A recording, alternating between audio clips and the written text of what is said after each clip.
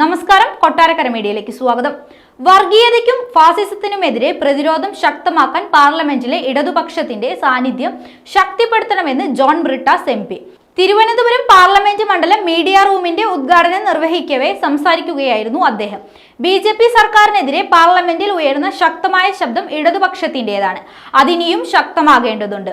തിരുവനന്തപുരത്തിന്റെ വികസനത്തിന് കാര്യമായ സംഭാവന നൽകാത്ത MP-യാണ് ഇപ്പോഴുള്ളത്.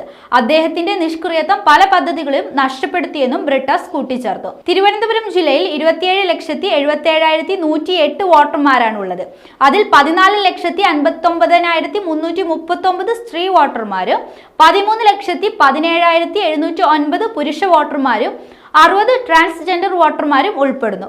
കഴക്കൂട്ടം, വട്ടിയൂർക്കാവ്, തിരുവനന്തപുരം, നേമം, പാറശാല, കോവളം, നെയ്യാറ്റിൻകര അസംബ്ലി നിയോജക മണ്ഡലങ്ങളാണ്. വർക്കല, ആറ്റിങ്ങൽ, ചിറയൻകീഴ്, നെടുമങ്ങാട്, വാമനപുരം, അരുവിക്കര, കാട്ടാക്കട നിയോജക മണ്ഡലങ്ങൾ ആറ്റിങ്ങൽ ലോക്സഭാ മണ്ഡലത്തിലും ഉൾപ്പെടുന്നു. തിരുവനന്തപുരം ലോക്സഭാ മണ്ഡലത്തിൽ 1307 പോളിംഗ് സ്റ്റേഷനുകളും ആറ്റിങ്ങൽ ലോക്സഭാ മണ്ഡലത്തിൽ 1423 പോളിംഗ് സ്റ്റേഷനുകളുമുണ്ട്.